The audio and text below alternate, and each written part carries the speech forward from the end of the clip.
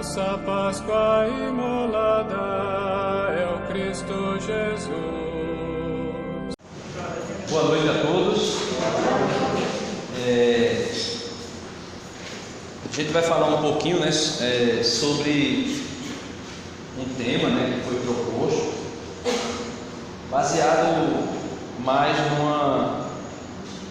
num versículo, um versículo que está na carta aos Colossenses.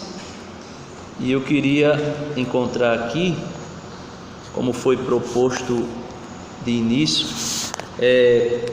corrigir os desordeiros e procurar sempre fazer o bem, Então foi esse versículo da primeira carta aos Tessalonicenses, capítulo 5, versículo 14 e 15.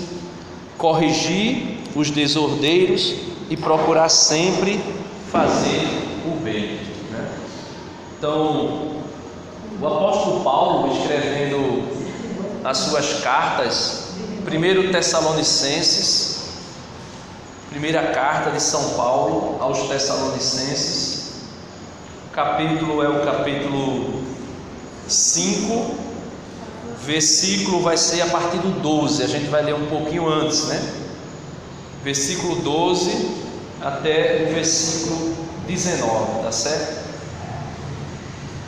E se você está com a Bíblia e quiser já deixar marcadinho também aí, Mateus capítulo 18, versículo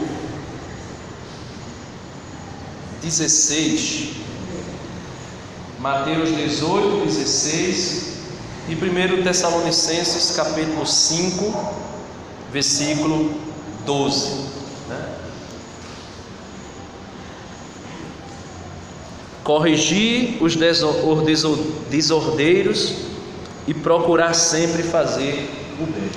Então, como eu dizia antes, o apóstolo Paulo, São Paulo, Paulo de Tarso, que foi perseguidor da igreja e no Atos dos Apóstolos nos revela a Sagrada Escritura, aquele encontro que ele teve com Jesus. Ele ia para Damasco para perseguir a igreja e de repente, ali no cavalo, ele viu uma grande luz, uma forte luz, que fez ele ficar cego e ele caiu do cavalo. Literalmente, o apóstolo Paulo, antes de ser apóstolo, antes de ser chamado a ser apóstolo, caiu do cavalo porque havia resolvido perseguir a igreja de Cristo. E naquele momento Jesus disse: Saulo, Saulo. E ele disse: quem é, Senhor? Ele disse: eu sou Jesus a quem tu persegues, Então, perseguir a igreja é perseguir Jesus, não tem outra questão. O apóstolo Paulo, na carta aos Colossenses, capítulo 2, versículo 18, se eu não estou enganado, ele diz a respeito de Cristo: ele é a cabeça do seu corpo, que é a igreja. Então, a igreja de Cristo é uma coisa só, não tem como dividir, Não tem como dividir. Por isso ele diz: todo aquele que der um copo de água fresco a um desses pequeninos, é a mim que está dando. Todo aquele que vestir um desses pequeninos, está vestindo a mim. E lá no capítulo 25 de São Mateus, no julgamento final, aqueles que fizeram o bem, que receberam de Jesus a graça de ouvir: vinde para cá, para a direita, benditos de meu Pai, porque quando eu estava nu tu me vestisse, quando eu estava preso tu me visitasse, quando eu era enfermo tu me visitasses, quando eu era peregrino tu me acolhesse. E aquelas pessoas boas perguntaram: Senhor, quando foi que te vimos assim?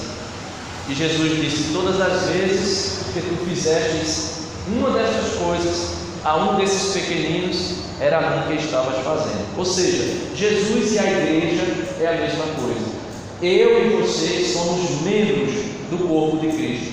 Se alguém me perseguir, estará perseguindo o próprio Cristo, e ele não deixa isso passar em branco.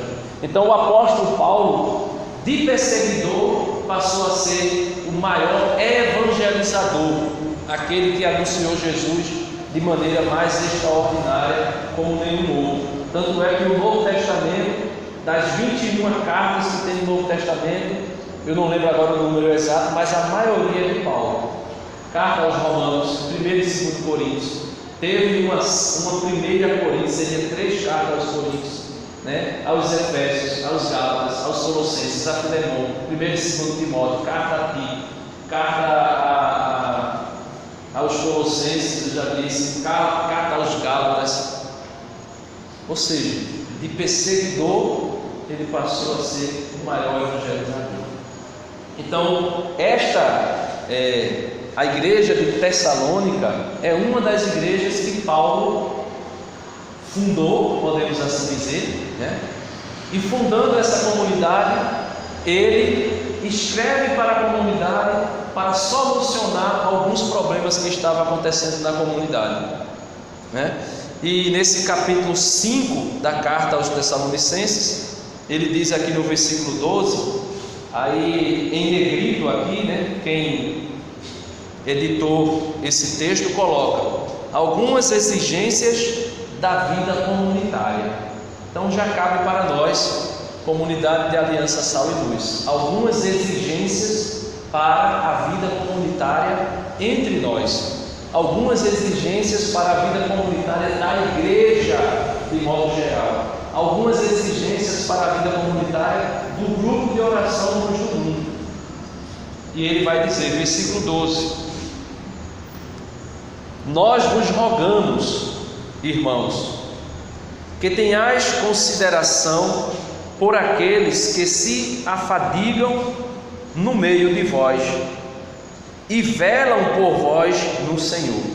Então ele já está dizendo para nós que nós devemos ter consideração pelos nossos formadores, pelos aqueles que se afadigam por causa de nós, por aqueles que fazem aquilo que Cláudia disse aqui, que seja debaixo de chuva ou debaixo de sol, com dificuldade ou sem dificuldade, sai de casa e vem se afadigar por causa de nós, vem trazer para nós uma instrução, uma exortação, um ensinamento, um puxavante de orelha. Paulo está dizendo: tenham considerações por essas pessoas. Em outra carta dele, ele disse assim: lembrai-vos, irmãos, daqueles que foram vossos iniciadores na fé. Então ele está dizendo que é para a gente lembrar daqueles que nos instruem, daqueles que nos conduzem na fé. E ele diz que se fadigam, que se cansam, né? Versículo 13: tende para com eles amor especial por causa do seu trabalho. Então nós temos que ter um amor especial. Se Paulo está dizendo que o amor é especial, é porque nós temos que nos dar conta da importância do trabalho que é feito por essas pessoas. Eu me lembro muitas vezes de Renato, e também às vezes agora como também formador da comunidade, pela misericórdia de Deus, às vezes a gente prepara a formação e quando a gente chega lá a gente pensa, vai estar todos os membros da comunidade. Quando a gente pensa que não, tem 4, 5 pessoas. E Renato muitas vezes comentou comigo. Renato disse: fui dormir tarde, preparei o material, imprimi, contei as pessoas para tirar as cópias, gente. E quando a gente pensa que não, a gente chega aqui, não aparece quase ninguém. Eu não estou fazendo queixa não, certo?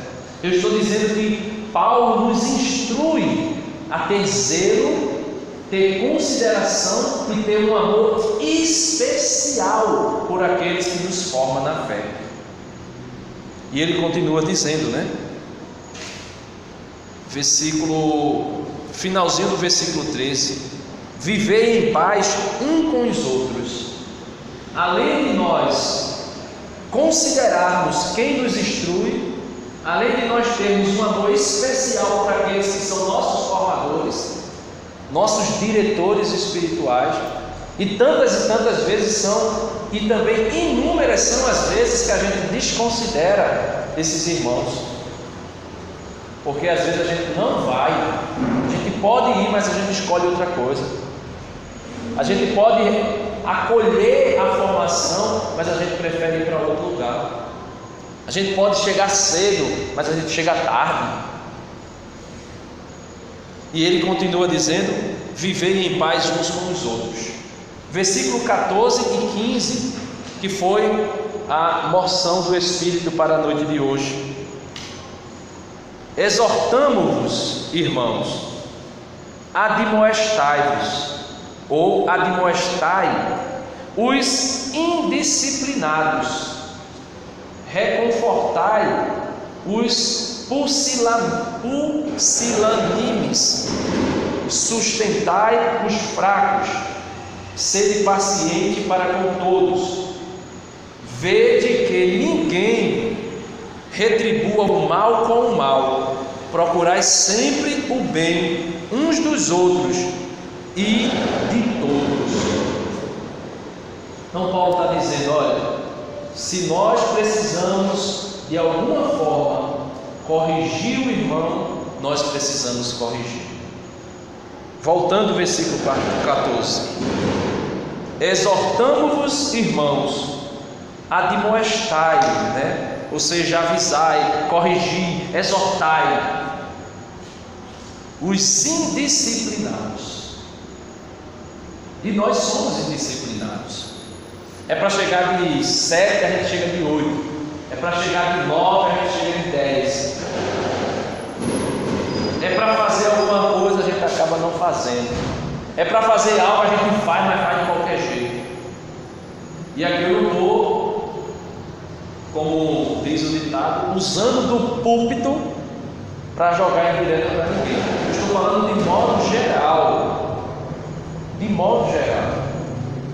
É para mim, é para vocês.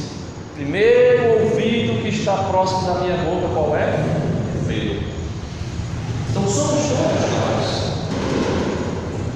Se somos indisciplinados, como diz sempre o padre Reginaldo Manzotti, nunca pense que essa palavra é para fulano. Essa palavra é para você. Essa palavra não é para Normanda. Essa palavra não é para Cinei. Essa palavra não é para Claudinha. Essa palavra não é para Cícero. Essa palavra não é para Isa. Essa palavra não é para dentro. Essa palavra é para todos nós. Ah, não, mas como eu gostaria que fulano ouvisse isso, porque fulano é muito indisciplinado. Todos nós somos indisciplinados. Alguém é indisciplinado no horário, alguém é indisciplinado naquilo que deveria fazer, não faz como deveria. Alguém é indisciplinado em inúmeras coisas. E é por isso que ele diz: corrigir, exortai, avisai, corrigir os indisciplinados, reconfortai os pusilânimes. Essa palavra é tão estrambólica que toda vez que eu vou ler eu me enrolo. Reconfortai. Tem alguém com uma outra tradução aí que não seja a Jerusalém? Versículo 14, depois do indisciplinado: reconfortai os pusilânimes. Nem sei o que significa isso. Eu li essa aqui e, por incrível que pareça, essa palavra passou despercebida. Veja aí, versículo 14. Quem pode ler? Versículo 14 aí. Pedimos-vos, porém, irmãos, corrigir os desordeiros, encorajai os tímidos, amparai os fracos, tende paciência para com todos. Pronto, então veja: os indisciplinados são os desordeiros, na tradução. E essa palavrinha estrambólica aqui são os tímidos,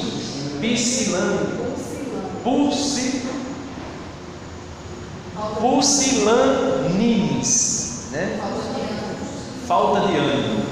Então veja, os tímidos, a expressão aí é tímido, falta de ânimo.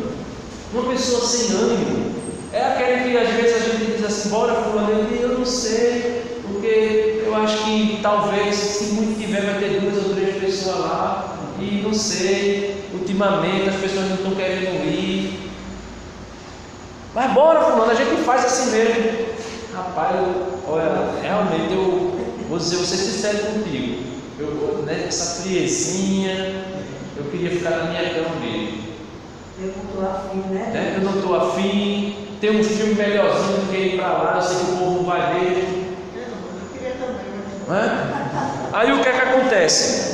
O apóstolo está dizendo para mim e para você nessa noite que nós precisamos corrigir essas pessoas.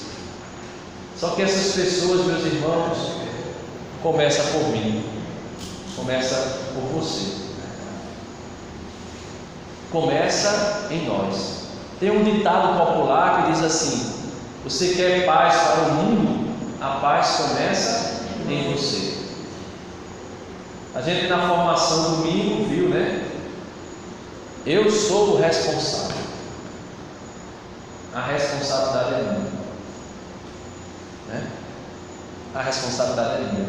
Rapaz, numa pandemia dessa as pessoas não querem mais usar máscara e as pessoas estão fazendo aglomeração e coisa e tal, e papapá. Que povo irresponsável! Comece com você. Use máscara, use o álcool gel, mantenha-se afastado das pessoas. Comece por você. Então é isso que o apóstolo está dizendo: corrigir, exortar, confortar, amparar, dar suporte ao desanimado ou ao tímido, ajudar, ser suporte. E ele diz assim no versículo 16: alegrai-vos sempre. Versículo 17: orai sem cessar.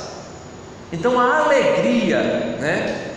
Neemias capítulo 8, versículo 10: a alegria do Senhor é a nossa força. A alegria do Senhor é a nossa força. Então ficai sempre alegres, alegrai-vos sempre. Quando Paulo escrevia aos Filipenses a carta do cativeiro, Paulo estava na prisão e aquela carta repete 16 vezes: alegrai-vos no Senhor. Repito, alegrai-vos no Senhor. Alegrai-vos, alegrai-vos, alegrai-vos, se alegrem, fique feliz. Ele vai repetindo essa questão 16 vezes na carta. É como se fosse uma insistência, né? Como se fosse, não, é uma insistência. Alegrai-vos no Senhor. Lá no Deuteronômio diz assim: inculcai na cabeça dos vossos filhos o caminho onde ele deve andar, porque ele não se desviará nem para a direita nem para a esquerda. Inculcar é estar todo dia, se for possível, dizendo: lembre-se, lembre-se, lembre-se, lembre-se, lembre-se, né? Normanda, lembre-se, né? Alegre-se, orai. Olha, ele diz: orai sempre, orai sem cessar. E como é que eu oro sem cessar? A gente fez uma formação, recebeu uma formação com o Renato de um livro chamado Peregrino Russo, né? E tinha uma oração que era uma oração mental, né? Senhor Jesus, filho de Davi, tem compaixão de mim. Senhor Jesus, filho de Davi, tem compaixão de mim. Ele disse que o monge treinou de maneira tal essa oração, interiorizou de maneira tal essa oração, que ele fazia esta oração, né? Na respiração. Quando ele respirava, já saía essa oração mentalmente: Senhor Jesus, filho de Davi, tem piedade de mim, ou tem compaixão de mim, ou Jesus, filho de Davi, tem compaixão de mim. Então ele passava o dia todo respirando e automaticamente a mente conectada a essa oração: Jesus, filho de Davi, tem piedade de mim. Então rezar sempre, né? Paulo vai dizer sempre isso: rezai sem cessar, orai, levantai vossas mãos em todos os lugares e orem, rezem, né? E ele continua dizendo no versículo 18: por tudo dai graças, pois esta é a vontade de Deus a vosso respeito em Cristo Jesus. Não extingais o Espírito. Por tudo dai graças. Às vezes a gente só quer dar graças a Deus pelo prato cheio, pela dificuldade nada de graças a Deus, nada de glória a Deus.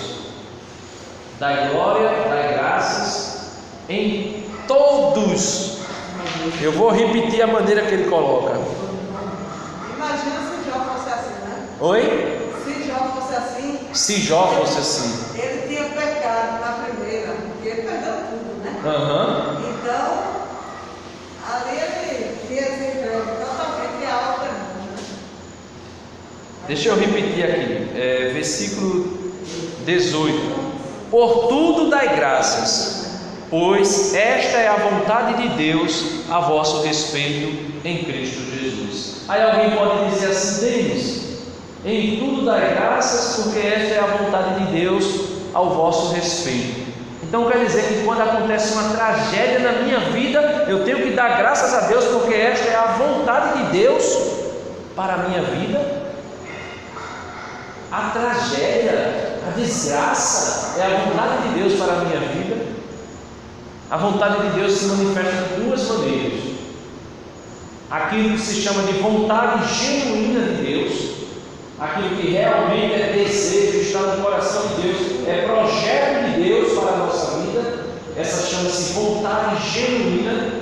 E essa vontade, por exemplo, é: Deus quer que todos os homens sejam salvos, né?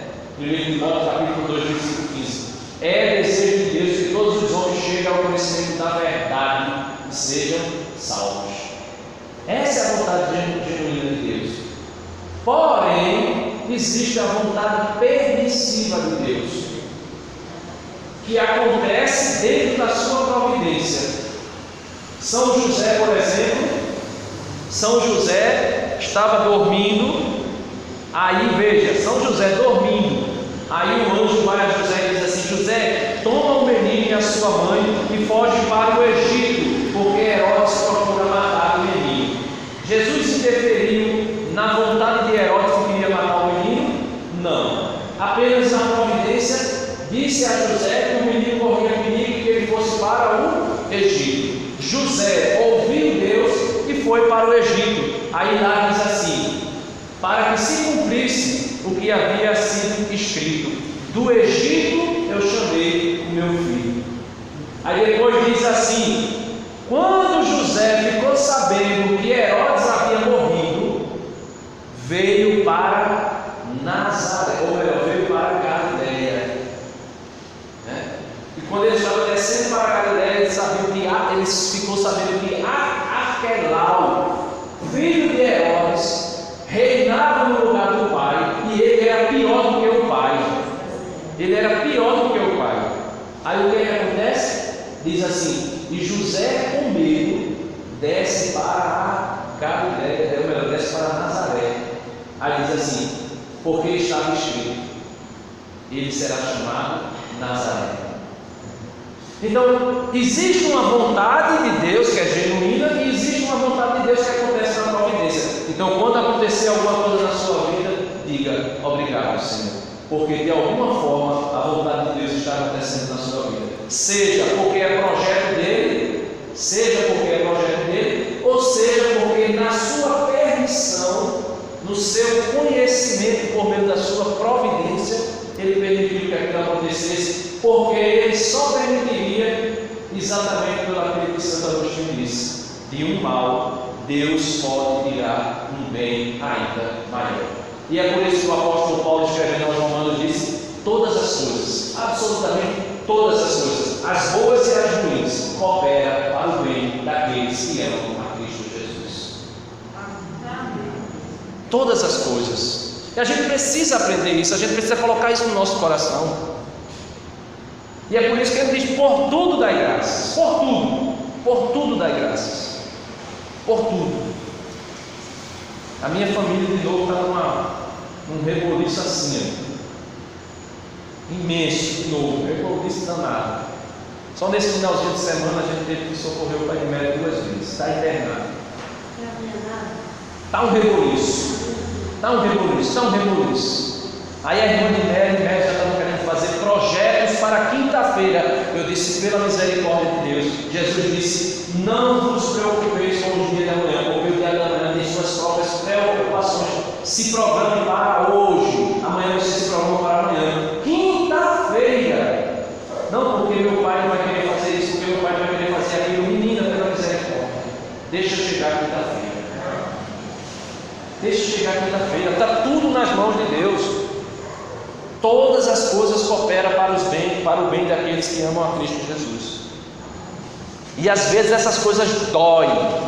E dói muito porque a gente não sabe como proceder, a gente não sabe como agir, a gente não sabe como fazer, a gente não sabe nada. A gente consegue perceber que a gente é nada, absolutamente nada.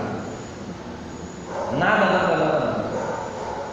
A gente só pode fazer uma coisa: sentar na cinza, se coçar com um caco de telha feito Jó e esperar o dia da morte. Mas eu é que não me sento no trono de um apartamento com a boca escancarada de esperando a morte chegar, porque eu vou dar glória a Jesus, independente que seja bom ou ruim, o dia seja mau ou seja, eu vou dar graças a Deus, porque eu sei que Ele é quem governa a minha vida. A minha vida está nas mãos de Deus. A minha vida, a tua vida está nas mãos de Deus. E se tem alguém dentro da comunidade, dentro do grupo, que está procedendo mal, ele diz aqui: tende paciência com os indisciplinados, ou melhor, admoestai os indisciplinados e aqueles de ânimo abatido, tenha paciência. Aí por isso que eu disse que era para você marcar em Mateus capítulo 18, versículo 16. A gente vai dar uma olhadinha aqui para encerrar. São Mateus capítulo 18, versículo 16, melhor, versículo 15. São Mateus capítulo 18, versículo 15. Quem achou, diga amém. E o Senhor Jesus diz assim: se o teu irmão, olha, é irmão, não é inimigo não, viu? Não é inimigo. Porque o inimigo, a gente já sabe, o inimigo declarado, a gente nem passa perto dele. Se eu disser para Zuleide, olha, não dirija mais a palavra para mim, a partir de hoje, para mim, você morreu. Aí Zuleide vai fazer o quê? Deixa ele para lá, eu vou viver minha vida. Aí a gente já sabe que não tem mais relacionamento. Se não tem mais relacionamento, não vai ter problema. Cada macaco no seu galho. Então não vai ter problema. Aí Jesus, é por isso que Jesus diz assim: se o teu irmão pecar, vai corrigi-lo a sós. Se ele te ouvir, ganhastes o teu irmão. Se não te ouvir, porém, toma contigo mais uma ou duas pessoas, para que toda a questão seja decidida pela palavra de duas ou três testemunhas. Aí ele diz, versículo 17: caso não lhes dê ouvido, dizei-o à igreja. Como a gente está no grupo, né? Dizei ao núcleo do grupo, coordenador. Como a gente está na comunidade da Aliança Sal e Luz, se ele não te ouvir, se ele não ouvir você e outro irmão, leve para o núcleo, né? Leve para a diligência, podemos assim dizer, né? Finalzinho do 17: se nem mesmo a igreja der ouvidos, tratai-o como um gentio ou publicano. Se mesmo a igreja ele não der ouvido, tratai-o como um gentio ou um publicano. Eram duas qualidades de pecadores, né, da época. Versículo 18: em verdade vos digo, tudo quanto ligares na terra será ligado nos céus, e tudo quanto desligares na terra será desligado no céu. Então aquilo que Jesus disse a Pedro, Jesus disse também aos apóstolos, aos seus discípulos, e também diz a nós. Se nós procurarmos o irmão e corrigirmos o irmão, nós estaremos salvando a vida dele. Agora, para que essa correção fraterna aconteça, ela precisa ser uma via de mão dupla. Eu preciso ir corrigir na fraternidade, e a pessoa que vai me ouvir também tem que estar aberta à correção, porque senão, do contrário, não acontece. Veja que Jesus diz: se ele errou, procura ele sozinho. Se ele ouvir, ganhar seu irmão. Se ele não ouvir, então veja, eu vou com todo amor, possa ser que ele não escute. Se ele não escutar, chama mais duas pessoas, que de repente é pessoas de consideração dele. Talvez ele escute. Se ele escutar, ganhar seu irmão. Se ele não escutar, chama a igreja. Quando diz chama a igreja, chama a autoridade, chama um padre, chama um bispo, sei lá, chama o fundador da comunidade, chama o coordenador do grupo de oração.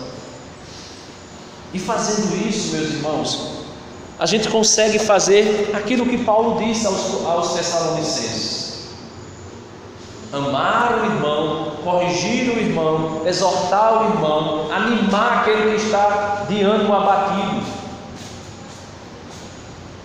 E eu não pedi para você ler aí comigo, não pedi para marcar, mas só um versículo aqui no finalzinho da carta de São Tiago, capítulo 5, versículo 19. São Tiago diz assim: meus irmãos, se alguém dentre vós se desviar da verdade e outro o reconduzir, saiba que aquele que reconduz o pecador desencaminhado salvará sua alma da morte e cobrirá uma multidão de pecados. Então veja, se eu vejo Iris cometendo algum erro e eu vou até ela e digo: olha, não é por aí. Se ela me escuta, eu salvei a alma dela da morte. E essa alma da morte não é essa morte do corpo que a gente conhece, é a segunda morte que fala o livro do Apocalipse, no capítulo 20. Capítulo 20 do Apocalipse diz que a morte e o Hades, a mansão dos mortos, foram lançados no lago de fogo e de enxofre, que está preparado para Satanás e os seus demônios. E ele diz: e este lago de fogo e de enxofre é a segunda morte.